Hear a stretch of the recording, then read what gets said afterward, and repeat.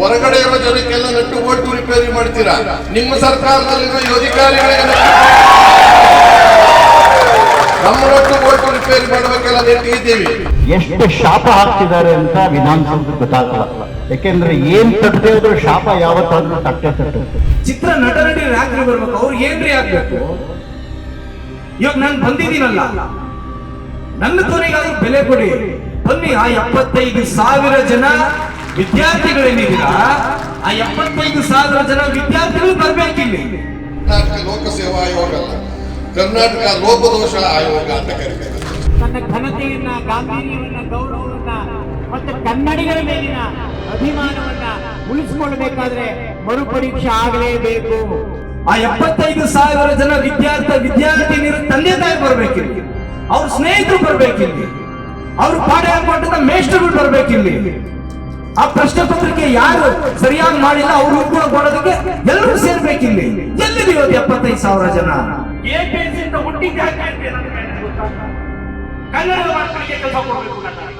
ಇದು ಒಂದು ಬಹಳ ಪ್ರಮುಖವಾದ ಹೋರಾಟ. ಯಾಕೆಂದ್ರೆ 75,000 ಜನ ಅಂದ್ರೆ ಅದು ಏನು ಸುಮ್ಮನೆ ಅಲ್ಲ.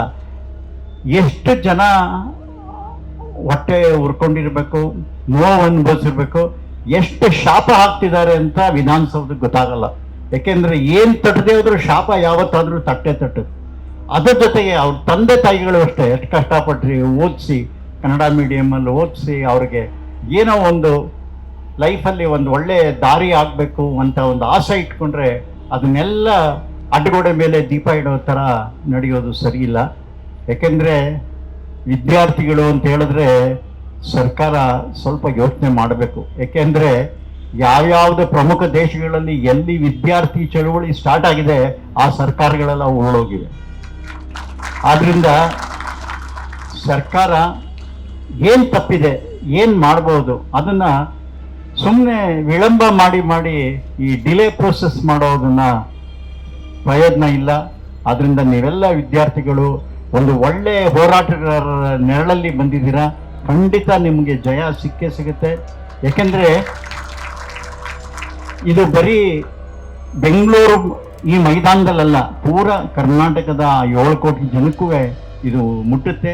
ಒಂದು ದಿವಸ ಇವತ್ತಿದು ಕಿಡಿಗೆ ಆಗಿರ್ಬೋದು, ನಾಳೆ ಕಾಡ್ಗಿಚ್ಚಾಗುತ್ತೆ.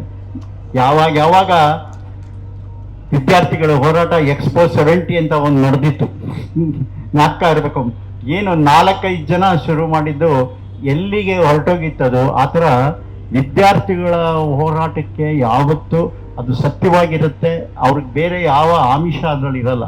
ಅವ್ರ ಜೀವನ ಅವ್ರು ಯಾವ ಥರ ಮುಂದೆ ರೂಪುಗೊಳಿಸ್ಬೇಕು ಅವ್ರ ಜೀವನ ಅನ್ನೋದೇ ಅವರು ವಿದ್ಯಾರ್ಥಿಯಲ್ಲಿ ಇರ್ತಾರೆ.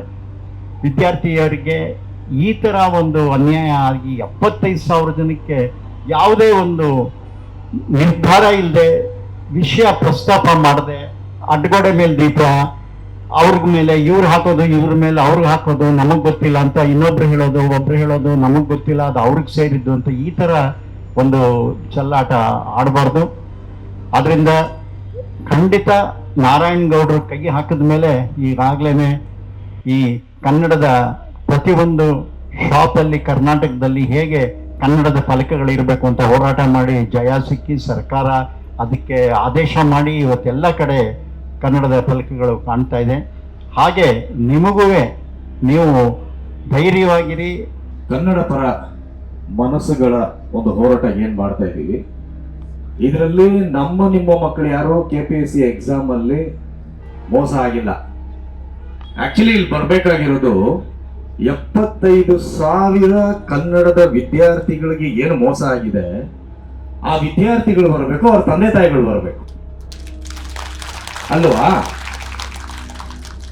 ಇಲ್ಲಿ ನಾರಾಯಣಗೌಡರು ಮಗ ಆಗ್ಲಿ, ನನ್ನ ಮಗಳಾಗ್ಲಿ, ನನ್ನ ಮಗನಿಗಾಗ್ಲಿ, ಇಲ್ಲಿರೋ ಎಷ್ಟೋ ಜನ ಮಕ್ಕಳಾಗಿ ನಾವ್ಯಾರು KPSC ಎಕ್ಸಾಮ್ಗಳು ನಮ್ಮ ಮಕ್ಕಳು ಬರ್ದಿಲ್ಲ. ಆದ್ರೆ ಅವ್ರಿಗೋಸ್ಕರ ನಾವಿಲ್ಲಿ ಬಂದು ಕೂತಿದ್ದೀವಿ. ನಾನು ಎಲ್ಲಾರನ್ನು ಕೇಳೋದು ಒಂದೇ ಪ್ರಶ್ನೆ ಅಂದ್ರೆ, ಪ್ರತಿ ಸರಿ ಕನ್ನಡಕ್ಕೆ ಏನೇ ತೊಂದರೆ ಆದಾಗ್ಲೂ ಸಹ ಒಂದು ರಕ್ಷಣಾ ವೇದಿಕೆ ಬರಬೇಕು, ಇಲ್ಲ ಕನ್ನಡ ಪರ ಸಂಘಟನೆಗಳು ಬರಬೇಕು, ಇಲ್ಲ ಕನ್ನಡದ ಪರ ಒಂದು ಹಿತಾಸಕ್ತಿ ಇರುವಂತ ಮನಸ್ಸುಗಳು ಮನೇಲಿ ಏನೇ ಸಾವು ನೋವಿದ್ರು, ಕೆಲಸ ಕಾರ್ಯಗಳಿದ್ರು, ತಮ್ಮ ತಂದೆ ತಾಯಿ ವಯಸ್ಸಾಗಿದ್ರು, ಜವಾಬ್ದಾರಿಗಳಿದ್ರು, ಏನೇ ಇದ್ರು ಎಲ್ಲಾ ಬಿಟ್ಟು ಬಂದು ನಾವು ಬೀದಿಯಲ್ಲಿ ಕುತ್ಕೊಳ್ಬೇಕು. ಇವತ್ತು ಬೀದಿಯಲ್ಲಿ ಕುತ್ಕೊಳ್ಳೋದಕ್ಕೂ ನಮ್ಮನ್ನು ಬಿಡ್ತಾ ಇಲ್ಲ. ಈ ಒಂದು ಚೌಕಟ್ಟು ಹಾಕ್ಬಿಟ್ಟು ಫ್ರೀಡಮ್ ಪಾರ್ಕ್ ಅಲ್ಲೇ ನೀವು ಮಾಡ್ಬೇಕು, ಇಲ್ಲೂ ನಾವು ಜಾಮರ್ ಹಾಕಿರ್ತೀವಿ, ಈ ರೌಂಡ್ ಬಿಟ್ಟು ನೀವೆಲ್ಲೂ ಹೋಗ್ಬಾರ್ದು ಅಂತ ಹೇಳಿ ಇಲ್ಲೂ ನಮ್ಮನ್ನ ಕೈಯಿಂದ ಕಟ್ಟಾಕಿ ವಿಷಯ ಒಟ್ಟಿನಲ್ಲಿ ನಡೆದಂಗಿರ್ಬೇಕು, ನಡಿದಂಗೂ ಇರ್ಬೇಕು, ಇಲ್ಲಿ ಹೋರಾಟ ಮಾಡ್ದಂಗೂ ಇರ್ಬೇಕು, ಹೋರಾಟ ಆಯ್ತು ಅಂತ ಯಾರಿಗೂ ಗೊತ್ತೇ ಆಗ್ಬಾರ್ದು ಹಾಗೂ ಇರ್ಬೇಕು. ಎಂತ ಚಾಣಾಕ್ಷತನದ ಒಂದು ನಿರ್ಧಾರಗಳು ನಾವು ತಗೋತೀವಿ ಅಂದ್ರೆ ನಮ್ಗೊಂದೊಂದ್ಸರಿ ಅನ್ನಿಸ್ಬಿಡ್ತದೆ, ಇದು ನಾವು ಕರ್ನಾಟಕದಲ್ಲಿದ್ದೀವ ಅಥವಾ ನಾವು ಯಾವ್ದೋ ಬೇರೆ ರಾಜ್ಯದಲ್ಲಿದ್ದು ಕರ್ನಾಟಕಕ್ಕೋಸ್ಕರ ಹೋರಾಟ ಮಾಡ್ತಾ ಇದ್ದೀವ ಅಂತ ಅನ್ನಿಸ್ಬಿಡುತ್ತೆ.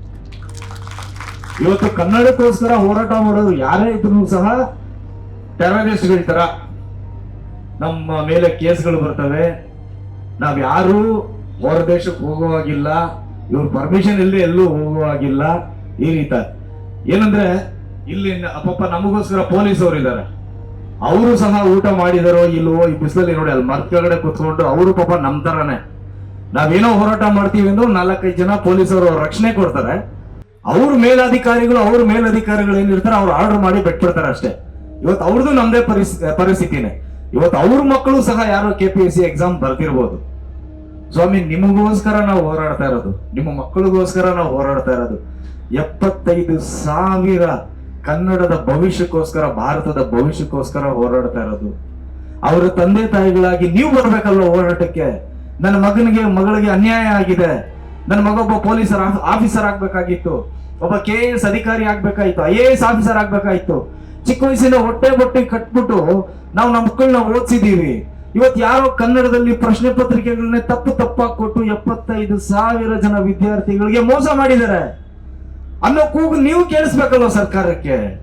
ನೀವು ಬರ್ಬೇಕಲ್ಲ ನಮಗೆ, ಬನ್ನಿ ನಾರಾಯಣಗೌಡ್ರೆ, ಬನ್ನಿ ಪ್ರೇಮ್ ಅವ್ರೆ, ಬನ್ನಿ ನೀವೆಲ್ಲ ನಮಗೋಸ್ಕರ ಹೋರಾಟ ಮಾಡಿ ಅಂತ ನೀವು ಬರ್ಬೇಕಲ್ವಾ. ಅಂತದ್ದು ಇಲ್ಲಿ ಏನೂ ಆಗ್ತಾ ಇಲ್ಲ. ಎಲ್ಲಿದ್ದಾರೆ 75,000 ಜನ? ಇಲ್ಲಿ ಯಾರಿಗೋಸ್ಕರ ಹೋರಾಟ ಮಾಡ್ತಾ ಇದೀವಿ ನಾವು? ಏನಿದು ಅಂತ ಅರ್ಥ ಆಗದೆ ಇರುವಂತ ಒಂದು ಪರಿಸ್ಥಿತಿ ಇದ್ದೀವಿ. ಯಾವತ್ತು ನಾವು ಸೋಷಿಯಲ್ ಮೀಡಿಯಾ ನೋಡಿದಾಗ ಯಾರು ಬರೀತಾರೋ ಯಾರು ಬಿಟ್ಟಾಕ್ತಾರೋ ಗೊತ್ತಿಲ್ಲ, ಸುಮ್ಮನೆ ಒಂದು ವ್ಯಾಖ್ಯಾನವನ್ನ ಒಂದು ಬರ್ದ್ಬಿಡೋದು, ಒಂದು ಕಮೆಂಟ್ಸ್ಗಳನ್ನ ಬರ್ದ್ಬಿಡೋದು. ಏನ್ ಈ ತರ ಒಂದು ಕನ್ನಡದ ಹೋರಾಟ ನೀವು ಮಾಡ್ಲಿಲ್ಲ, ನಾವು ಮಾಡ್ಲಿಲ್ಲ, ಅದು ಮಾಡ್ಲಿಲ್ಲ, ಇದು ಮಾಡ್ಲಿಲ್ಲ, ಯಾವುದೇ ಒಂದಾದ್ರೂ ನೀವು ಬರ್ಲಿಲ್ಲ, ರಕ್ಷಣಾ ವೇದಿಕೆ ಅಂತ ಇಟ್ಕೊಂಡಿದಿರಲ್ಲ, ಈ ಹೋರಾಟಕ್ಕೆ ಯಾಕೆ ಇಳಿಲಿಲ್ಲ, ಇದಕ್ಕೆ ಯಾಕೆ ಬರಲಿಲ್ಲ ರೀ? ಅವ್ರನ್ನ ನಾರಾಯಣಗೌಡ್ರನ್ನ ಲಾಸ್ಟ್ ಟೈಮ್ ಅಲ್ಲಿ ಒಂದು ಕನ್ನಡದಲ್ಲಿ ನಾಮಫಲಕ ಹಾಕ್ಬೇಕು ಅಂತ ಹೇಳಿ ಹೋರಾಟ ಮಾಡಿದಾಗ ಅದಕ್ಕೆ ವಿರುದ್ಧವಾಗಿ ಇದ್ ಮಾಡಿ ಇಷ್ಟು ಜನನ ಎತ್ಕೊಂಡೋಗಿ ಜೈಲಲ್ಲಿ ಹಾಕಿದ್ರು. ನಾನು ಹೋಗಿ ನೋಡಿದಾಗ ನನಗೆ ಬೇಜಾರಾಗಿದ್ದೇನೆಂದ್ರೆ, ಈ ವಯಸ್ಸಿನಲ್ಲಿ ಅವ್ರು ಹೋರಾಟ ಮಾಡ್ತಿದ್ದಾರೆ, ಅವ್ರು ಜೈಲಿಗೆ ಹಾಕಿದ್ದಾರೆ, ಅವ್ರು ಕರೆಕ್ಟ್ ಆಗಿ ಮೆಡಿಕೇಶನ್ ಕೊಟ್ಟಿಲ್ಲ, ಸರಿಯಾದ ಊಟ ಕೊಟ್ಟಿಲ್ಲ. ಅಲ್ಲಿ ನಾನು ಹೋಗಿ ಮಾತಾಡ್ಬೇಕಾದ್ರೆ ಕೈ ಕಾಲೆಲ್ಲ ಗಡಗಡ ಗಡಗಡ ಗಡ ಅಂತ ನಡಕ್ತಾ ಇದೆ. ನಾನು ಅದನ್ನೇ ಕೇಳಿದೆ, ಗೌಡ್ರೆ ಯಾವ ಪುರುಷಾರ್ಥಕ್ಕೋಸ್ಕರ ನೀವು ಬಂದು ಜೈಲಲ್ಲಿ ಇದ್ದೀರಾ? ಈ ಹೋರಾಟ ಯಾರು ಮಾಡ್ಬೇಕಾಗಿತ್ತು? ಯಾರಿಗೋಸ್ಕರ ಮಾಡ್ತಾ ಇದ್ದೀರಾ? ನೀವು ನಿಮ್ ಹೆಂಡತಿ ಮಕ್ಕಳಿಗೋಸ್ಕರ ಹೋರಾಟ ಮಾಡ್ತಾ ಇದ್ದೀರಾ? ನಿಮ್ ಸ್ವಂತಕ್ಕೋಸ್ಕರ ಹೋರಾಟ ಮಾಡ್ತಾ ಇದ್ದೀರಾ? ಇಲ್ಲ, ಕರ್ನಾಟಕ ಜನತೆಗೋಸ್ಕರ ಹೋರಾಟ ಮಾಡ್ತಾ ಇರೋದು, ಕನ್ನಡಕ್ಕೋಸ್ಕರ ಹೋರಾಟ ಮಾಡ್ತಾ ಇರೋದು. ಯಾರು ಬಂದಿದ್ದಾರೆ ಇವತ್ತು ನಮ್ಮನ್ನ ಟೆರರಿಸ್ಟ್ ತರ ಎತ್ಕೊಂಡೋಗಿ ಜೈಲುಗಳಿಗೆ ಹಾಕ್ತಾರೆ ಅಂದ್ರೆ ಏನರ್ಥ ಇದು? ಯಾವತ್ತೂ ಒಂದು ಅದನ್ನ ಸೋಷಿಯಲ್ ಮೀಡಿಯಾದಲ್ಲಿ ಹೇಳ್ತೀನಿ, ಕನ್ನಡದ ಚಿತ್ರ ನಟ ನಟಿಯರು ಯಾವುದಕ್ಕೂ ಹೋರಾಟಕ್ಕೆ ಬರಲ್ಲ. ಯಾಕೆ? ಹೋರಾಟ ಮಾಡೋ ಹಕ್ಕು ನಿಮಗಿಲ್ವಾ? ನೀವು ಬರಬಾರ್ದಾ? ಇವತ್ತು ಯಾರು ಕನ್ನಡದ ಚಿತ್ರ ನಟ ನಟಿಯರ ಮಕ್ಕಳಿಗೆ ಮೋಸ ಆಗಿದೆಯಾ? ನಿಮ್ಮ ಮಕ್ಕಳಿಗೆ ಮೋಸ ಆಗಿದೆಯಾ? ಯಾವುದೇ ಒಂದಾದ್ರೂ ಸಹ ಒಂದು ರಕ್ಷಣಾ ವೇದಿಕೆ ಬರಬೇಕು, ಕನ್ನಡ ಪರ ಸಂಘಟನೆಗಳು ಬರಬೇಕು, ಬೀದಿಗಳು ಹೋರಾಟ ಮಾಡಬೇಕು. ಅಷ್ಟು ಹೋರಾಟ ಮಾಡಿದ್ರು ಸಹ ನೀವು ಸೋಷಿಯಲ್ ಮೀಡಿಯಾದಲ್ಲಿ ನಿಮ್ಗೆ ಇಷ್ಟ ಬಂದಂಗೆ ಈ ಕಾರ್ಯಕ್ಕೆ ಇವ್ರು ಬರ್ಲಿಲ್ಲ, ಅವರು ರೋಲ್ ಕಾಲ್ ಮಾಡ್ತಾರೆ, ಇವ್ರ ಚಿತ್ರ ನಟ ನಟಿಯರು ಬರ್ಲಿಲ್ಲ, ಈ ವಿದ್ವಾಂಸರು ಬರ್ಲಿಲ್ಲ. ಏನ್ರಿ ಇದು? ಯಾರಿಗೋಸ್ಕರ ಹೋರಾಟ ಮಾಡ್ತೀವ್ರಿ ಇದು? ಚಿತ್ರ ನಟ ನಟಿ ಯಾಕ್ರಿ ಬರ್ಬೇಕು? ಅವ್ರಿಗೆ ಏನ್ರಿ ಆಗ್ಬೇಕು? ಇವಾಗ ನಾನು ಬಂದಿದ್ದೀನಲ್ಲ, ನನ್ನ ಧ್ವನಿಗಾದ್ರೂ ಬೆಲೆ ಕೊಡಿ. ಬನ್ನಿ, ಆ 75,000 ಜನ ವಿದ್ಯಾರ್ಥಿಗಳೇನಿದ್ದೀರಾ, ಆ 75,000 ಜನ ವಿದ್ಯಾರ್ಥಿಗಳು ಬರ್ಬೇಕಿಲ್ಲಿ. ಆ 75,000 ಜನ ವಿದ್ಯಾರ್ಥಿನಿಯರ ತಂದೆ ತಾಯಿ ಬರ್ಬೇಕಿಲ್ಲಿ, ಅವ್ರ ಸ್ನೇಹಿತರು ಬರ್ಬೇಕಿಲ್ಲಿ, ಅವ್ರು ಪಾಠ ಹೇಳ್ಕೊಟ್ಟಂತ ಮೇಷ್ಟ್ರುಗಳು ಬರ್ಬೇಕಿಲ್ಲಿ. ಆ ಪ್ರಶ್ನೆ ಪತ್ರಿಕೆ ಯಾರು ಸರಿಯಾಗಿ ಮಾಡಿಲ್ಲ ಅವ್ರು ಕೊಡೋದಕ್ಕೆ ಎಲ್ಲರೂ ಸೇರ್ಬೇಕಿಲ್ಲಿ. ಎಲ್ಲಿದೆ ಇವತ್ತು 75,000 ಜನ? ಇವತ್ತು ಕರ್ನಾಟಕದ ಮೂಲೆಯಿಂದ ಕೆಲಸ ಕಾರ್ಯ ಬಿಟ್ಟು ಇಷ್ಟು ಜನ ಮನಸ್ಸುಗಳು ಬಂದಿದ್ದಾರೆ. ಇಲ್ಲೆಲ್ಲ ದೇವಸ್ಥಾನದಲ್ಲಿ ಕೊಟ್ಟಂಗೆ ನಾವು ಪ್ರಸಾದ ಕೊಟ್ರೆ ಅದನ್ನ ತಿನ್ಕೊಂಡು ಪಾಪ ಸುಮ್ಮನೆ ಕುತ್ಕೊಂಡು ಕೆಲಸ ಕಾರ್ಯ ಎಲ್ಲ ಬಿಟ್ಟು ಆ 75,000 ಜನ ವಿದ್ಯಾರ್ಥಿಗೋಸ್ಕರ ಹೋರಾಡ್ತಾ ಇದ್ದಾರೆ. ಯಾರು ನಿಜವಾದ ಕನ್ನಡಿಗರು? ಇವತ್ತು ಈ ಹುಡುಗರು, ಈ ಒಂದು ಹೋರಾಟಗಾರರು ಏನ್ ಬಂದಿದ್ದಾರೆ, ಇವ್ರ ಮಕ್ಕಳಿಗೆ ಏನಾದ್ರೂ ಹೆಚ್ಚು ಕಮ್ಮಿ ಆದ್ರೆ ನೀವು ಬರ್ತೀರಾ? ದೇವ್ರಾಣೆ ಬರಲ್ಲ. ನಿಮ್ಮ ಮಕ್ಕಳಿಗೆ ನೀವು ಹೆಚ್ಚು ಕಡಿಮೆ ಆಗದೆ ಬರ್ದೇ ಇರೋರು ಇಲ್ಲಿ ನಮ್ಗೆ ಯಾರೇನಾದ್ರೂ ಆದ್ರೆ ನೀವು ಬರ್ತೀರಾ? ಯಾವುದೂ ಬರಲ್ಲ. ಕರ್ನಾಟಕ ಲೋಕಸೇವಾ ಆಯೋಗ ಕನ್ನಡದ ಮಕ್ಕಳಿಗೆ ಮಾಡಿರುವಂತ ಒಂದು ದೊಡ್ಡ ಅನ್ಯಾಯ ಏನಿದೆ, ಇದು ಅನ್ಯಾಯ ಅಂತ ಪ್ರತಿಭಟನೆ ಮಾಡಿದ್ರು ಕೂಡ ಬುದ್ಧಿ ಕಲಿಯದೇ ಇರುವಂತ ಆಯೋಗಕ್ಕೆ ಈಗ ಅಂತಿಮವಾಗಿ ಬುದ್ಧಿಯನ್ನ ಕಲಿಸಲೇಬೇಕಾದಂತ ಒಂದು ಸಂದರ್ಭ ಬಂದಿದೆ.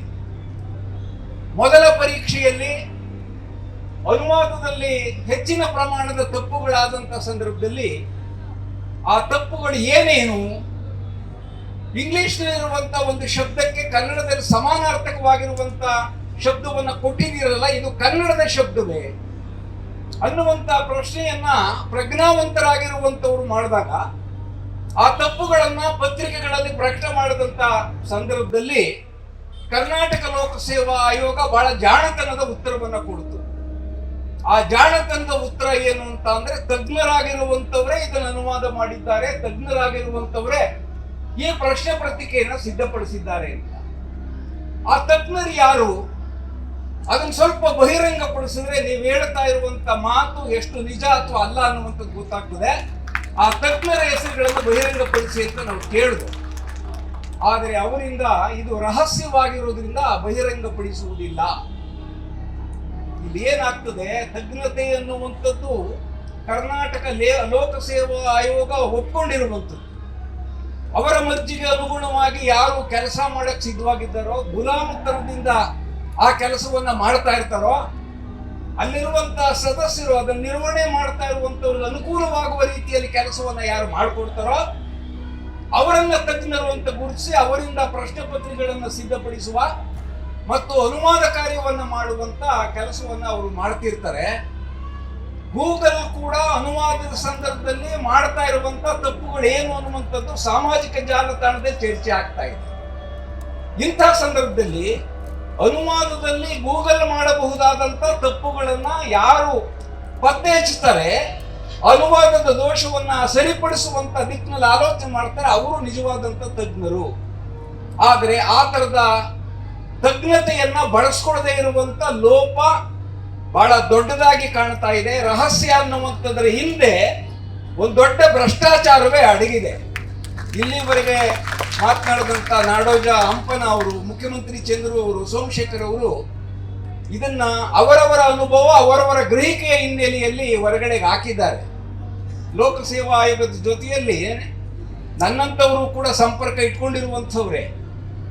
ಅಲ್ಲಿ ನಿಜವಾಗಿ ಪ್ರತಿಭಾವಂತರಾಗಿರುವಂಥವ್ರಿಗೆ, ಪರೀಕ್ಷೆಯಲ್ಲಿ ಚೆನ್ನಾಗಿ ಬರೆದಿರುವಂಥವ್ರಿಗೆ, ಯಾರು ವಿಷಯವನ್ನ ಕುರಿತು ತಜ್ಞತೆಯನ್ನ ಪಡ್ಕೊಂಡಿರ್ತಾರೋ ಅವರು ಇಂಥವರನ್ನು ನೀವು ಆಯ್ಕೆ ಮಾಡಿ ಇದು ಸರಿಯಾದದ್ದು ಅಂತ ಹೇಳಿದ್ರು ಕೂಡ ಕೇಳದೇನೆ ಒಳ ವ್ಯವಹಾರಗಳು ಏನು ನಡೆದಿರ್ತದೆ ಅದರದ ಆಧಾರದ ಮೇಲೆ ಅಲ್ಲಿ ಎಲ್ಲವೂ ಕೂಡ ನಡೀತಾ ಇರುವಂಥದ್ದು ಇವತ್ತು ರಹಸ್ಯ ಅಲ್ಲ, ಒಳಹೊಕ್ಕು ನೋಡಿರುವಂತ ನಮ್ಗೆಲ್ಲರಿಗೂ ಕೂಡ ಗೊತ್ತಾಗ್ತದೆ.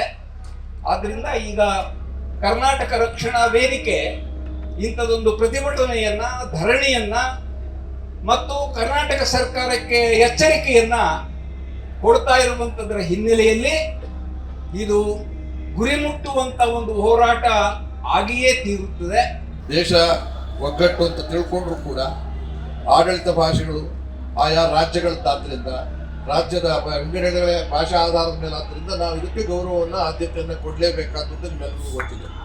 ಈಗ ನಿಮಗೆ ಬಿಡಿಸಿ ಹೇಳಬೇಕು ಅಂತಂದ್ರೆ, ಆಗಸ್ಟ್ನಲ್ಲಾದ ಪರೀಕ್ಷೆಲಾದ ಲೋಪದೋಷಗಳು ಮತ್ತೆ ಅದು ಹೋರಾಟವನ್ನು ಮಾಡಿದ್ರು, ಗಲಾಟೆ ನೀವು ಮಾಡಿದ್ರ, ಮತ್ತೊಂದು ಪ್ರಶ್ನೆ ಪತ್ರಿಕೆ ಶುರುವಾಯಿತು, ಅದು ಡಿಸೆಂಬರ್ನಲ್ಲಿ ಬಹುತೇಕ ಆಯಿತು. ಮೊದಲು ಏನು ತಪ್ಪು ಮಾಡಿದ್ರು ಅದರ ಡಬಲ್ ತಪ್ಪುಗಳನ್ನು ಮಾಡಿದ್ದಾರೆ ಪ್ರಶ್ನೆ ಪತ್ರಿಕೆಗಳನ್ನ. ಅಂದ್ರೆ ಎಷ್ಟು ಉದ್ದಟತನ, ನಿರಾಸೆ ಮತ್ತು ಜುಗುಪ್ಸೆ ಬರುತ್ತೆ ಅಂದ್ರೆ, ಈ ಅಧಿಕಾರಿಗಳ ಉದ್ದಟತನವನ್ನು ನೋಡಿದಾಗ ಸರ್ಕಾರ ಯಾಕೆ ಕಣ್ಣು ಮುಚ್ಕೊಂಡು ಕೂತಿದೆ? ಸರ್ಕಾರದ ನಿಯಂತ್ರಣದಲ್ಲಿ ಇರ್ತಕ್ಕಂಥ ಈ ಆಯೋಗ ತನ್ನ ಕರ್ತವ್ಯವನ್ನು ತಾನು ಮಾಡಬೇಕಾ ಬೇಡ? ಇವತ್ತು ಅದನ್ನ ಕರಿಬೇಕಾಗಿರೋದು ಲೋಕಸೇವಾ ಆಯೋಗ, ಕರ್ನಾಟಕ ಲೋಕಸೇವಾ ಆಯೋಗ ಅಲ್ಲ, ಕರ್ನಾಟಕ ಲೋಪದೋಷ ಆಯೋಗ ಅಂತ ಕರಿಬೇಕಾಗ್ತದೆ. ಇದು ತಟ್ಟಬೇಕಾಗಿದೆ. ಇವತ್ತು ಏನ್ ಸೆಷನ್ ನಡೀತಾ ಇದೆ, ನೀವು ಮಾಡಿರೋ ಆಯೋಗ ಲೋಪದೋಷದ ಆಯೋಗ್ಯ, ಲೂಟಿಕೋರರ ಆಯೋಗ್ಯ, ಅಯೋಗ್ಯರ ಆಯೋಗ್ಯ ಅಂತಲೂ ಕೂಡ ಅಂತಿಮವಾಗಿ ತೀರ್ಮಾನಕ್ಕೆ ನಾವು ಬರಬೇಕು. ಈಗ ನಮ್ಮೆಲ್ಲರದ ಭವಿಷ್ಯ ಇದೆ, ನಮ್ಮದೆಲ್ಲರದು ಮುಗಿತಾ ಇದೆ. ಈ 3 ಪದಗಳನ್ನು ಆಯ್ಕೆ ಆಯೋಗವನ್ನು ಮುಚ್ಚಬೇಕು ಅಂತ ನಾನು ನೇರವಾಗಿ ಕೇಳ್ತಾ ಇದ್ದೀನಿ. ಇಷ್ಟೊಂದು ಅಪರಾಧ ಮಾಡಿರ್ತಕ್ಕಂಥವ್ರನ್ನ, ಆಮೇಲೆ ಉದ್ದಟತನ ತೋರಿಸ್ತಾ ಇರ್ತಕ್ಕಂಥ ಅವ್ರು ಏನ್ ಹೇಳ್ತಾರೆ, ಕೃಪಾಂಕ ಎಷ್ಟೋ ಮಾರಿಸ್ಕೊಟ್ಟಿದ್ದೀವಿ, ಅದಕ್ಕಿಂತ ಇನ್ನೇನ್ ಮಾಡಕ್ಕಾಗುತ್ತೆ ಅಂದ್ರೆ, ನೀವು ಮಾಡಿರೋ ತಪ್ಪಿಗೆ ಶಿಕ್ಷೆ ಏನು? ಮಾಡೋ ಕೆಲಸ ಮಾಡಿದ್ದೀರಲ್ಲ, ನಿಮಗೆ ಶಿಕ್ಷೆ ಏನು? ನಾನು ಮೊದಲನೇ ಕೇಳ್ತಕ್ಕಂಥದ್ದು, ನಿಮ್ಮ ಪರಿಹಾರಕ್ಕಿಂತ ನಮ್ಮ ಹೋರಾಟ. ಇಂಥ ಅಯೋಗ್ಯರು ಎಷ್ಟು ವರ್ಷ ಇದ್ರು ಕೂಡ ಇದೇ ಅಪಾಯ ಆಗುತ್ತೆ. ಆಯೋಗವನ್ನ ಬರ್ಖರ್ಚು ಮಾಡಿ ಹೊಸ ಆಯೋಗವನ್ನು ತನ್ನಿ. ಮಾನ್ಯ ಮುಖ್ಯಮಂತ್ರಿಗಳು ಈಗಾಗಲೇ ನಾರಾಯಣಗೌಡರ ನೇತೃತ್ವದಲ್ಲಿ ಹೋದಾಗ ಹೇಳಿಕೆ ಕೊಟ್ಟಿದ್ದಾರೆ, ತೀರ್ಮಾನ ಮಾಡ್ತೀನಿ ಮತ್ತು ಅಧಿಸೂಚನೆ ಹೊರಡಿಸ್ತೀನಿ ಮತ್ತು ಹೊಸ ಪರೀಕ್ಷೆಗೆ ಅನುಕೂಲ ಮತ್ತು ಈ ಆಯೋಗಕ್ಕೂ ಒಂದು ಚಿಕಿತ್ಸೆಯನ್ನು ಮಾಡ್ತೀನಿ ಅಂತ. ನಿಜ, ನೀವೆಲ್ಲ ನಾವು ಹೊರಗಡೆ ಇರೋ ಜನಕ್ಕೆಲ್ಲ ನಟ್ಟು ಬೋಲ್ಟು ರಿಪೇರಿ ಮಾಡ್ತೀರಾ, ನಿಮ್ಮ ಸರ್ಕಾರದಲ್ಲಿರೋ ಈ ಅಧಿಕಾರಿಗಳಿಗೆ ನಮ್ಮ ನಟ್ಟು ಬೋಲ್ಟು ರಿಪೇರಿ ಮಾಡಬೇಕೆಲ್ಲ ನೆಟ್ಟಿಗಿದ್ದೀವಿ. ನಿಮ್ಮ ಅಸ್ತಿತ್ವಕ್ಕೋಸ್ಕರ, ನಿಮ್ಮ ಅನುಕೂಲಕ್ಕೋಸ್ಕರ ಅಧಿಕಾರದ ಲಾಭದಲ್ಲಿ ಪೋಲನೆಯಲ್ಲಿ ಇಂಥ ವಿಚಾರವನ್ನು, ಭವಿಷ್ಯವನ್ನೇ ಮರಿತಕ್ಕಂಥ ಚಿಂತನೆ ಮಾಡಿದ್ದೀರಿ. ಏನಾಯ್ತು ಆಮೇಲೆ? ಲೋಪದೋಷಗಳು ಈಗಾಗಲೇ ಇವರು ಹೇಳಿದ್ದಾರೆ. ಸೋಮಶೇಖರ್ ಅವರು ಏನಂತ ಸೋಮಶೇಖರ್ ಹೇಳಿದ್ರು, ಪರೀಕ್ಷೆಯಲ್ಲಿ ಕನ್ನಡದಲ್ಲಿ ಪರೀಕ್ಷೆ ಪತ್ರಿಕೆಯನ್ನು ಬರೆದ ಮೇಲೆ, ಆಯಾ ರಾಜ್ಯದಲ್ಲಿ ಪಕ್ಷ ಬರೆದ ಮೇಲೆ ಅದನ್ನ ಇಂಗ್ಲಿಷ್ಗೆ ತರ್ಜಮೆ ಮಾಡೋದು ರೂಢಿ ಮತ್ತು ಮಾಡಬೇಕಾದ ಕರ್ತವ್ಯ. ಇವರು ಮಾಡಿರೋದೇನು, ಇಂಗ್ಲಿಷ್ ನಲ್ಲಿ ಪತ್ರಿಕೆ ಬೇಕಾಬಿಟ್ಟಿ ಕನ್ನಡದಲ್ಲಿ ಅದನ್ನ ತರ್ಜಿಮೆ, ಆ ತರ್ಜಿಮೆ ಯಾವನಿಗೂ ಅರ್ಥವಾಗೋದಿಲ್ಲ. ಅವ್ರನ್ನೇ ಕುಂಡ್ರಿಸಿದ್ರು 4-5 ಸತಿ ಫೇಲ್ ಆಗ್ತಾರೆ. ಅವ್ರು ಓದಕ್ ಬರುತ್ತೆ ಬೇಜಾರದಿಂದ ಹೇಳ್ತಾ ಇದ್ದೀನಿ. ಇಂಥ ಆಯೋಗವನ್ನ ತಿರುಗೇ ನೀವು ಇಟ್ಕೊಂಡೆ ಅವ್ರ ಕೈಲೇ ರಿಪೇರಿ ಮಾಡಿಸ್ತೀನಿ, ಅವ್ರ ಕೈಲೇ ಸರಿ ಮಾಡಿಸ್ತೀನಿ ಅನ್ನೋದ್ರಲ್ಲಿ ಅರ್ಥ ಇಲ್ಲ. ನಾರಾಯಣಗೌಡರ ಡಿಮ್ಯಾಂಡ್ ಇಟ್ಟಿದಾರಲ್ಲ, ಅವ್ರ ಪರವಾಗಿ ನಾನು ಇಡ್ತಾ ಇದ್ದೀನಿ, ಆಯೋಗವನ್ನು ರದ್ದು ಮಾಡಿ ಹೊಸ ಆಯೋಗವನ್ನು ರಚನೆ ಮಾಡಿ ಎಲ್ಲರೂ ಒಪ್ಪ. ಇದರ ಜೊತೆಯಲ್ಲಿ ಮರುಪರೀಕ್ಷೆ ಅನಿವಾರ್ಯ, ಅಗತ್ಯ. ಸದನ ನಡೀತಾ ಇದೆ. ಈ ಸದನದೊಳಗಡೆ ಅದನ್ನು ತೀರ್ಮಾನ ಮಾಡಿ ಅಧಿಸೂಚನೆ ಹೊರಡಿಸದೆ ಹೋದ್ರೆ ಯಾರ್ಯಾರು ನಟ್ಟು ಒಟ್ಟನ್ನು ಯಾರ್ಯಾರು ಕಿತ್ತಾಕ್ಬೇಕು ಅನ್ನೋದನ್ನ ನಾವು ಒಟ್ಟಾಗಿ ಅಲ್ಲಿ ತನಕ ಹೋಗೋದಕ್ಕೆ ಬಿಡಬೇಡಿ. ಈಗಾಗಲೇ ಸದನದಲ್ಲಿದ್ದಾರೆ, ನಾನು ವ್ಯಕ್ತಿಗತವಾಗಿ ನಿಮ್ಮನ್ನು ದೂರೋದಿಲ್ಲ. ನಿಮ್ಮ ಆದ್ಯತೆ ನಟ್ಟು ಬೋಲ್ಟ್ಗಲ್ಲ, ನಿಮ್ಮ ಆದ್ಯತೆ ರಾಜ್ಯದ ಹಿತ, ರಾಜ್ಯದ ಅಭ್ಯುದಯ, ನಾಡನ್ನು ಉಳಿಸ್ತಕ್ಕಂಥದ್ದು, ಭಾಷೆಯನ್ನು ಉಳಿಸ್ತಕ್ಕಂಥದ್ರ ಕಡೆ ಗಮನ ಕೊಡಿ ಅನ್ನೋ ಮಾತನ್ನ ಹೇಳ್ತಾ ಇದ್ದೀನಿ. ಸಿದ್ದರಾಮಯ್ಯನವರು ಮತ್ತು ಡಿ ಕೆ ಶಿವಕುಮಾರ್ ಇಬ್ರು ಜಂಟಿಯಾಗಿ ಈ ತೀರ್ಮಾನಗಳನ್ನು ತಗೊಳ್ಳೋದ್ರಿಂದ ನಾವು ಸ್ವಲ್ಪ ನೋವಿನಿಂದ ನಿಮ್ಮ ಬಗ್ಗೆ ಹೇಳ್ತಾ ಇದ್ದೀವಿ. ಯಾವ್ಯಾವ್ದಕ್ಕೂ ಆದ್ಯತೆ ಕೊಟ್ಕೊಂಡು ಯಾವ್ಯಾವುದೋ ಅಧಿಕಾರ ದರ್ಪದಲ್ಲಿ ಮಾತಾಡೋದಕ್ಕಿಂತ ಕನಿಕರ ಇರಲಿ. ಕನಿಕರ ಅಲ್ಲ, ಕರ್ತವ್ಯ. ನಿಮ್ಮ ಕರ್ತವ್ಯ ಅಂದ್ರೆ ನಿಮ್ಮಲ್ಲಿ ಇನ್ನೂ ಯಾವ್ಯಾವ ಇಲಾಖೆ, ಎಲ್ಲಾ ಕಡೆ ಭ್ರಷ್ಟಾಚಾರ. ಶಿಕ್ಷಣ ಇಲಾಖೆ ಇರಲಿ, ಆರೋಗ್ಯ ಇಲಾಖೆ ಇರಲಿ, ರೆವಿನ್ಯೂ ಇಲಾಖೆ ಇರಲಿ, ಆ ನಟ್ಟು ಬೋಟ್ಗಳನ್ನು ಸರಿ ಮಾಡಿ. ಇಡೀ ರಾಜ್ಯದ ನಟ್ಟು ಬೋಟ್ ಅನ್ನು ನೀವು ಸರಿ ಮಾಡಿದ್ರೆ ನೀವು ಮುಂದಿನ ದಿನಗಳಲ್ಲೂ ಕೂಡ ಅಧಿಕಾರವನ್ನು ಮಾಡೋದಕ್ಕೆ ಅವಕಾಶ ಸಿಗಬಹುದು ನಿಮಗೆ ಅನ್ನೋ ಎಚ್ಚರಿಕೆಯನ್ನು ನಾನು ಸ್ವಲ್ಪ ಕಠಿಣವಾಗಿ ಕೊಡಬೇಕಾಗ್ಬೋದು. ಏನ್ ನಡೀತಾ ಇದೆ ಸದಸ್ಯ? ಅಲ್ಲಪ್ಪ, ಇಷ್ಟೊಂದು ಒದ್ದಾಡ್ತಿದ್ದೀವಿ, ಹೋರಾಟ ಮಾಡ್ಬೇಕಾ ಈ ವಿಚಾರಕ್ಕೆ? ತಪ್ಪು ಮಾಡಿರೋರು ನೀವು, ಅನ್ಯಾಯ ಮಾಡಿರೋರು ನೀವು, ಮೋಸ ಮಾಡಿರೋರು ನೀವು, ಹೊಲ್ಕ ಕೆಲಸ ಆಗಿರ್ತಕ್ಕಂಥದ್ದು ನಿಮ್ಮ ಇಲಾಖೆಯಲ್ಲಿ. ನಮ್ಗೆ ಯಾಕೆ ಈ ತರದ ದುರಂತವನ್ನು ಕೊಡ್ತಾ ಇದ್ದೀರಾ? ಕಿವಿ ಕೇಳಿಸೋದಿಲ್ವಾ ನಿಮ್ಗೆ? ಕಿವಿಡ್ರ, ಮೂಗ್ರ, ಕಣ್ ಕಾಣಿಸೋದಿಲ್ವಾ? ಎಲ್ಲವೂ ಅದನ್ನು ಕೂತಿದ್ದೀರಲ್ಲ ಇವತ್ತಿನ ದಿವಸ. ಈಗಾಗಲೇ ಹೇಳಿದಾಗೆ ಇನ್ನೂ ಹೆಚ್ಚಿನ ರೀತಿ ಹೇಳ್ತಿದ್ದೀವಿ. ಇವರೇನೋ ಹೇಳಿದ್ದಾರೆ, ಒಂದು ಭರವಸೆ ಇಟ್ಕೊಂಡಿದ್ದಾರೆ ನಾರಾಯಣಗೌಡರು. ಅವಾಗ ಯಾವಾಗಲೂ ಭರವಸೆ ಇಟ್ಕೊಂತಾರೆ, ಆಮೇಲೆ ಒದೆ ತಿಂತಾರೆ ಪಾಪ ಅವರು.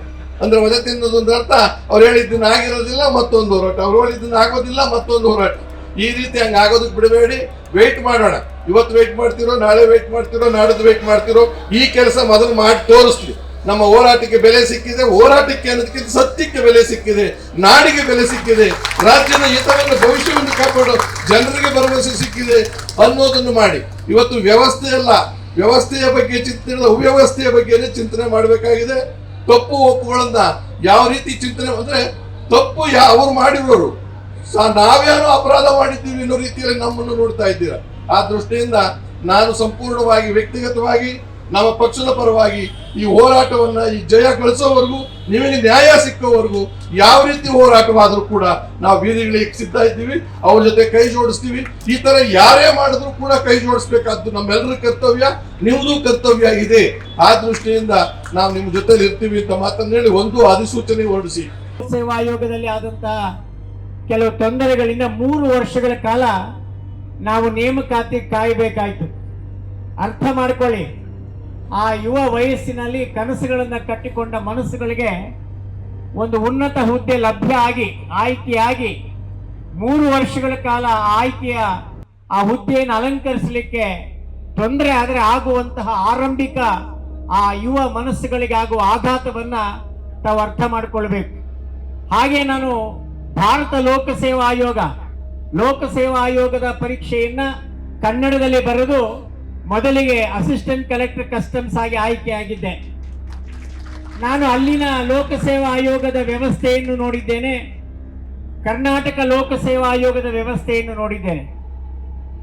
ಇಲ್ಲಿ ಪ್ರಾರಂಭದ ಹಂತದಲ್ಲಿಯೇ ಅನೇಕ ಅನಾಹುತಗಳನ್ನು ಆಗಿರೋದನ್ನು ನಾವು ಕಂಡಿದ್ದೇವೆ. ವಿಶೇಷವಾಗಿ ಕಳೆದ ಪರೀಕ್ಷೆಯಲ್ಲಿ ಈ ಆರ್ಟಿಫಿಷಿಯಲ್ ಇಂಟೆಲಿಜೆನ್ಸ್, ಕೃತಕ ಬುದ್ಧಿಮತ್ತತೆ ಮತ್ತು ಗೂಗಲ್ನಲ್ಲಿನ ಪದಗಳ ಅನುವಾದದಿಂದ ನಮ್ಮ ಮಕ್ಕಳ ಮೇಲೆ ಆಗಿರುವಂತಹ ಆಘಾತ ಅದು ಇಡೀ ಕನ್ನಡ ನಾಡಿನ ಮೇಲೆ ಆದಂತಹ ಆಘಾತ ಅಂತ ನನ್ನ ಅಭಿಪ್ರಾಯ. ಕಾರಣ ಸುಮಾರು 70,000 ಯುವ ಮಿತ್ರರು, ಕನ್ನಡದ ಮಿತ್ರರು ಈ ಪರೀಕ್ಷೆಗಳಲ್ಲಿ ಬರೆದು ಉತ್ತೀರ್ಣರಾಗುವಂತಹ ಕನಸನ್ನ ಕಾಣ್ತಾ ಇರುವಾಗ ಸುಮಾರು 30-40 ಅಂಕಗಳ ಪ್ರಶ್ನೆಗಳಿಗೆ ತಪ್ಪು ಅನುವಾದಗಳನ್ನ ಮಾಡಿ ಆ ಮಕ್ಕಳ ಉತ್ತರದ ದಿಕ್ಕನ್ನೇ ಬದಲಾಯಿಸುವಂತಹ ಪ್ರಕ್ರಿಯೆ ನಡೆದಾಗ ಸಹಜವಾಗಿ ನಮ್ಮ ಮಕ್ಕಳಿಗೆ ಎಂತಹ ಆಘಾತ ಆಗುತ್ತೆ. ಅವರ ತಂದೆ ತಾಯಿಗಳನ್ನು ಊಹಿಸ್ಕೊಳ್ಳಿ. ನನ್ನ ಮಗ ಬೆಂಗಳೂರಿಗೆ ಹೋಗಿದ್ದಾನೆ, ಎಲ್ಲೋ ಒಂದ್ ಕಡೆ ಬಾಡಿಗೆ ಮನೆ ತೆಗೆದುಕೊಂಡು ಎಲ್ಲೋ ಒಂದ್ ಕಡೆ ಒಂದು ರೀತಿಯ ಗೈಡೆನ್ಸ್ ಅನ್ನ, ಮಾರ್ಗದರ್ಶನ ಪಡೆದುಕೊಂಡು ಈ ಲೋಕಸೇವಾ ಆಯೋಗದ ಪರೀಕ್ಷೆಯನ್ನು ಬರೆದಿದ್ದಾನೆ, ಅವನು ತಹಸೀಲ್ದಾರೋ ಅಸಿಸ್ಟೆಂಟ್ ಕಮಿಷನರ್ ಆಗ್ತಾನೆ ಅನ್ನೋಂತ ಕನಸನ್ನು ಕಂಡಂತ ತಂದೆ ತಾಯಿಗೆ ಎಂತ ಆಘಾತ ಆಗುತ್ತೆ. ಈ ಹಿನ್ನೆಲೆಯಲ್ಲಿ ನನ್ನ ಪ್ರಾರ್ಥನೆ ಇಷ್ಟೇ. ಸನ್ಮಾನ್ಯ ನಾರಾಯಣಗೌಡರು ಈಗಾಗಲೇ ನಮ್ಮ ಪತ್ರಿಕಾ ಮಿತ್ರರಿಗೆ ವಿವರವಾಗಿ ತಿಳಿಸಿದ್ದಾರೆ, ನಾನು ಹೆಚ್ಚಿಗೆ ಮಾತನಾಡ್ಲಿಕ್ಕೆ ಹೋಗೋದಿಲ್ಲ.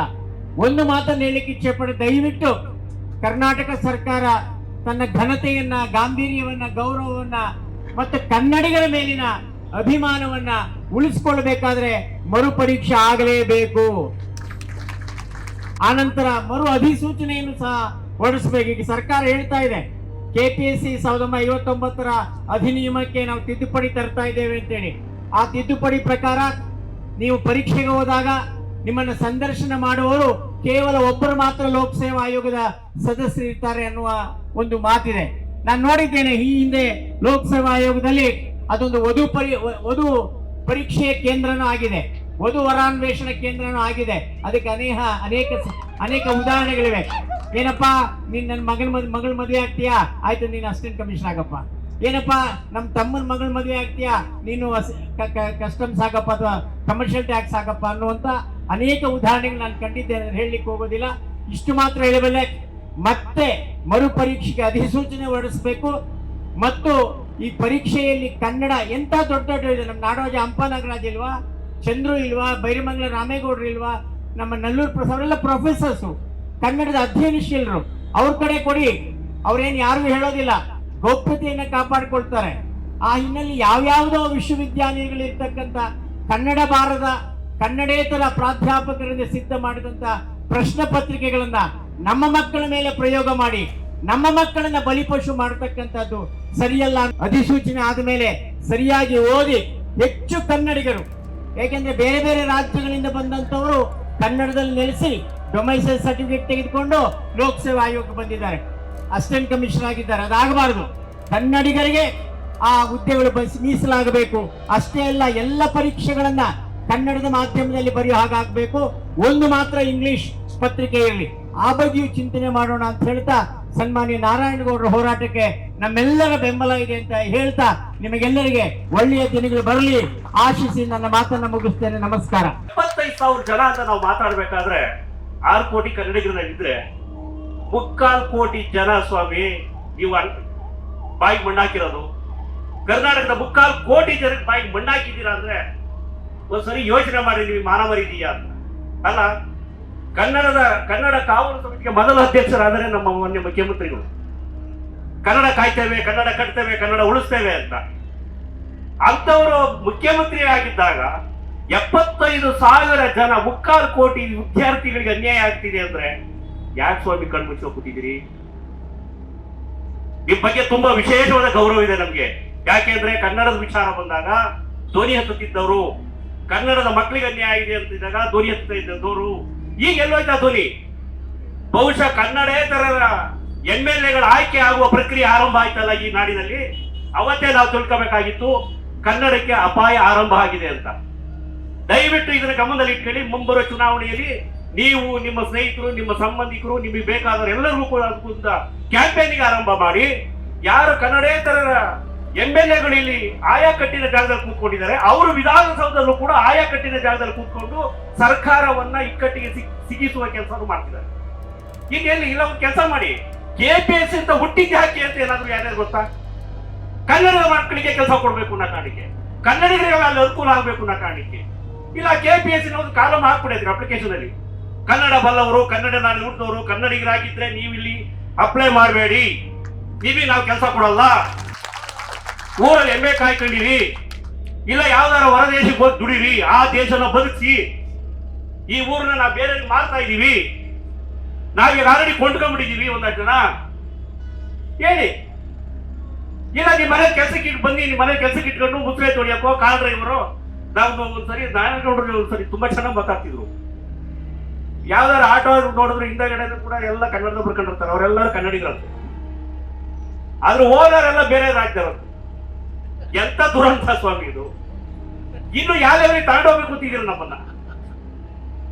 ದಯವಿಟ್ಟು ಬದಲಾಗಿ. ಈಗಾಗಲೇ ನಮ್ಮ ರಾಜನ್ ಸಿಂಗ್ ಬಾಬು ಹೇಳಿದಾಗೆ 75,000 ಜನ ಅಂದ್ರೆ ಕೇವಲ ಅವರು ಒಂದು ರಾಜ್ಯದ ಒಂದೇ ತಾಲೂಕಲ್ಲಿ ಇರಲ್ಲ, ಪ್ರತಿ ತಾಲೂಕಲ್ಲೂ ಕೂಡ ಅವರೆಲ್ಲರೂ ಕೂಡ ಚಳಿ ಬಿಟ್ಟು ಆಚೆ ಬರಬೇಕು. ಇದೊಂದು ದೊಡ್ಡ ರೆವಲ್ಯೂಷನ್ ಆಗಬೇಕು. ಸರ್ಕಾರಕ್ಕೆ ಇನ್ನು ಮುಂದೆ ಈ ತರದ್ ಏನೇನು ಕನ್ನಡ ಕನ್ಯೆ ಆಗಿದ್ರೆ ಇಡೀ ರಾಜ್ಯ ಎದ್ದೇಳುತ್ತೆ ಅಂತಕ್ಕಂಥ ಮಾಹಿತಿಯನ್ನು ತಲುಪಬೇಕು. ಅಲ್ಲಿ ಕನ್ನಡೇತರ ಯಾರು MLA-ಗಳು ಕೂತ್ಕೊಂಡು ಅವ್ರು ಬೇಳೆಕಾಳು ಬೇಯಿಸ್ಕೊಂಡು ಅವ್ರ ಕಸ ತಿಂದು, ಮೊನ್ನೆ ಹೈಕೋರ್ಟ್ ಚೆನ್ನಾಗಿ ಹುಟ್ಟಿದೆ, ಕಸ ತಿನ್ನೋರಿಗೆ ಬಿಡಲ್ಲ ನಾವು ಅಂತ. ಅವ್ರು MHR ತಿಂದು ಅಭ್ಯಾಸ ಆಗೋಗ್ಬಿಟ್ಟಿದೆ, ನಾವು ತಿನ್ನೋದೇ ಕಸ, ಅನ್ನ ತಿನ್ನಲ್ಲ ಅಂತ. ಅವ್ರು ಅದನ್ನೇ ತಿಂದು ಬದುಕಿದ್ದಾರೆ, ಅರಗಿಸ್ಕೋತಿದ್ದಾರೆ. ಈ ಕೋರ್ಟ್ ಇಲ್ಲ ಬಿಡ್ರಿ, ಮೇಲ್ಗಡೆ ಕೋರ್ಟ್ ನಮ್ಗೆ ಅಲ್ವ, ಈ ಕೋರ್ಟ್ ಅಲ್ಲ ಮುಂದೆ ಕೋರ್ಟ್ಗೆ ಹೋಗ್ತೀವಿ. ಆದ್ರೆ ನಿಮ್ಮ ಧೋರಣೆ ಅಂತದ್ದು ಕನ್ನಡಿಗರನ್ನ ನಿರಂತರವಾಗಿ ಬಲಿ ಕೊಡುವುದೇ ನಿಮ್ಮ ಉದ್ದೇಶವಾ? ಪಾಪ ಕನ್ನಡಕ್ಕಾಗಿ ಎಷ್ಟು ಧ್ವನಿ ಎತ್ತಬಹುದು. ನಾನು ಮೊನ್ನೆ ಯಾವುದೋ ಒಂದು ಇಂಟರ್ನಲ್ಲಿ ಗೌಡರು ನೋಡ್ತಾ ಇದ್ದೆ. ನನಗೆ ಎಲ್ಲಾ ಅವಕಾಶಗಳಿದೆ, ಬೇರೆ ಯಾವ ದೇಶನೂ ಹೋಗಕ್ಕಾಗ್ತಿಲ್ಲ, ಕರ್ನಾಟಕ ಅಥವಾ ಇಂಡಿಯಾದೊಳಗೆ ಅಷ್ಟೇ ಸುತ್ತಾಡಬೇಕಾಗಿದೆ. ಎಂತ ದುರಂತ ಸ್ವಾಮಿ! ಮಗಳು ಫಾರಿನಲ್ಲಿ ಇದ್ರು ಕೂಡ ನನ್ನ ಕೈಲಿ ಹೋಗಕ್ಕಾಗ್ತಿಲ್ಲ. ಅನೇಕ ಪ್ರಕರಣಗಳ ಮೇಲೆ ನಮ್ಮನ್ನ ಬಂಧಿಸಿದ್ದಾರೆ. ಯಾರು ಯಾರು ಯಾರು ಇರಿಸುತ್ತೋ ಕೆಲಸ ಮಾಡ್ತಾರೆ. ಎಲ್ಲರೂ ತನ್ನ ಬದುಕನ್ನು ಕಟ್ಕೊಳ್ಳೋಕೆ ಕೆಲಸ ಮಾಡೋರು, ತನ್ನ ಮಕ್ಕಳುಗಳಿಗೆ ಬದುಕನ್ನು ಕಟ್ಕೊಳ್ಳೋಕೆ ಯೋಚನೆ ಮಾಡೋರು. ಇಂಥ ನಿಟ್ಟಿನಲ್ಲಿ ಕೆಲಸ ಮಾಡೋ ಟೈಮ್ನಲ್ಲಿ ಗೌಡ್ರ ಅಂತವ್ರು ಒಬ್ರು ದಿಟ್ಟ ವ್ಯಕ್ತಿ ನಮ್ಮ ಜೊತೆಗಿದ್ದಾರೆ. ನಿಮ್ಗೆಲ್ರಿಗೂ ಒಳ್ಳೇದಾಗಿ ಆಗುತ್ತೆ. ದಯವಿಟ್ಟು ನೀವೆಲ್ಲರೂ ಮಾಡ್ಬೇಕಾಗಿಷ್ಟೇ, ಆ 75,000 ಜನ ಎಲ್ಲಿದ್ದಾರೆ ಎಲ್ಲರೂ ಹುಡುಕಿ ಅವರೆಲ್ಲರೂ ಒಗ್ಗೂಡಿಸಿ ಆ ಇರೋ ಜಾಗದಿಂದಲೇ ಅವ್ರು ಚಳುವಳಿನ ಆರಂಭ ಮಾಡಿ ಖಂಡಿತ ಸಫಲ ಆಗ್ತೀವಿ.